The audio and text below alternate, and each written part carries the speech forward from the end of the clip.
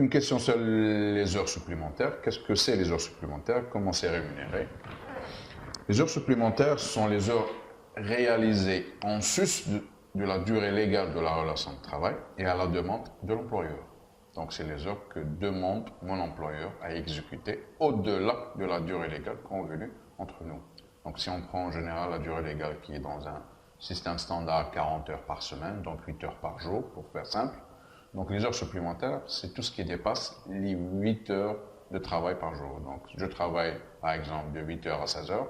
Si mon employeur me demande de rester au bureau pour exécuter une prestation de 16 heures jusqu'à 18 heures, je suis en train de réaliser les heures supplémentaires. Les heures supplémentaires sont payées par majoration, c'est-à-dire que si j'exécute une heure de travail supplémentaire, je suis payé l'heure plus la majoration. La majoration est au minimum 50%. Donc dans un certain secteur, il y a d'autres majorations de 75%, de 100%, voire plus, suivant les dispositions légales. Mais au minimum, on paye à 50% de majoration. Est-ce que je dois récupérer mes heures supplémentaires? Donc, quelques entreprises ne payent pas les heures supplémentaires, mais donnent le droit ou la faculté aux salariés de récupérer ces heures. Donc, exemple le plus communément admis, c'est je travaille par exemple un samedi, mon employeur me donne en récupération un samedi. Cette pratique, même si elle correspond à quelque chose qui est usuel, n'est pas forcément légale, attention. Le fait que je travaille un samedi en plus, je récupère les heures travaillées, c'est-à-dire je récupère un samedi, néanmoins, la loi oblige l'employeur à me verser la majoration.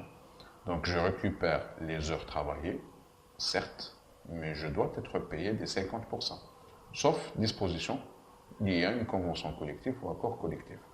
À moins que moi et mon employeur, nous convenons exactement qu'on récupère l'heure et la majoration.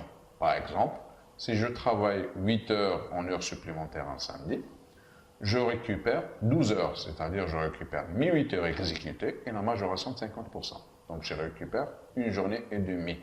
Si je travaille un vendredi, je dois récupérer, par exemple, si je travaille 8 heures un vendredi, je dois récupérer non pas 2 jours comme c'est communément admis, mais 2 jours et demi. Point. Autre question sur les congés annuels. Comment ça se calcule et leur périodicité et la période de référence? Le congé annuel s'acquiert déjà par un travail. Donc, on travaille, on acquiert des congés annuels. Dans certaines situations, on ne travaille pas, mais quand même, on a du congé annuel. On a des journées de repos. Il s'agit par exemple quand on est dans un congé maternité, accident de travail ou autre congé maladie. Donc, chaque mois de travail génère 2 jours et demi de congé annuel. C'est-à-dire qu'au bout d'une année, au bout de 12 mois, on a nos 30 jours de congé annuel. Donc, techniquement, on devrait travailler 11 mois par an et avoir notre 12e mois de congé. Néanmoins, la loi a prévu une période de référence où s'acquièrent ces congés, où se consomment ces congés. La période de référence, c'est une période décalée. Elle n'est pas conforme à l'année civile. Donc, elle ne commence pas du 1er janvier et elle finit au 31 décembre, non.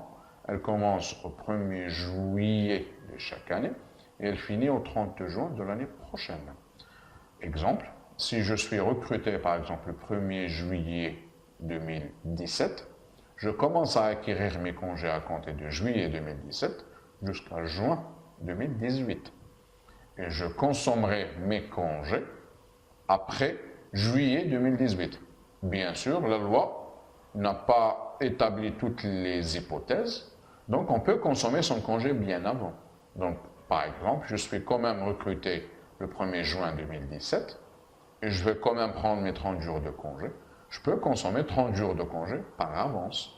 Par exemple, du 1er juillet au 30, plutôt du 1er août, par exemple, au 30 août 2017.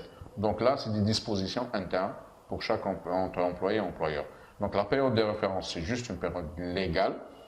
On peut y déroger, si c'est la volonté des parties d'y déroger, en maintenant le même principe de calcul. Donc un mois travaillé génère au minimum 2,5 jours de congé.